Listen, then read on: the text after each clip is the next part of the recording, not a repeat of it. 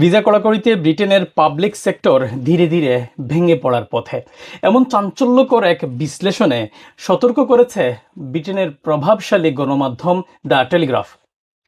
গত ৩ দশকের নীতিগত ভুলে এখন বড় সংকটে দেশটির স্বাস্থ্য, কেয়ার ও শিক্ষা খাত। প্রায় ১.৫ লাখ কেয়ার কর্মী সংকট এই ব্রিটেনে। প্রতিবেদন অনুযায়ী বহু বছর ধরে ব্রিটেন সরকার পর্যাপ্ত দেশি কর্মী গড়ে তুলতে ব্যর্থ হয়েছে। বিশেষ করে ন্যাশনাল হেলথ সার্ভিস এনএইচএস ও সামাজিক সেবা খাতে দক্ষ কর্মীর ঘাটতি পূরণে ব্যাপকভাবে অভিবাসী শ্রমিকদের ওপর নির্ভরতা তৈরি হয়েছে। বর্তমানে এনএইচএস কর্মীদের একটি বড় অংশই বিদেশি। সরকারি তথ্য অনুযায়ী ন্যাশনাল হেলথ সার্ভিস এনএইচএসে বর্তমানে প্রায় ১৫ লাখ কর্মীর মধ্যে ৩,২৫,০০০-এর বেশি বিদেশি নাগরিক, অর্থাৎ প্রায় ২১% কর্মী নন ব্রিটিশ।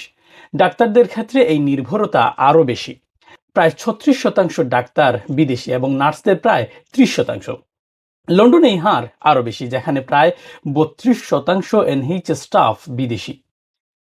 বিশ্লেষকরা বলছেন, অভিবাসন কমানোর ফলে এই সংকট আরও তীব্র হচ্ছে। ২০২৪ সালের স্বাস্থ্য ও কেয়ার খাতের ভিসা কমেছে ৮১%।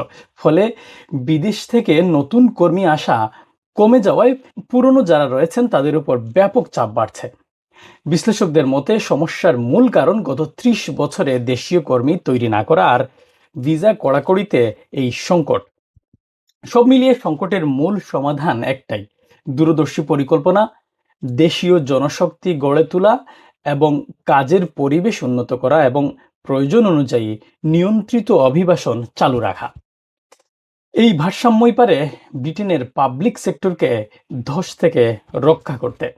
Shariful Islam Chowdhury, N24 news, London.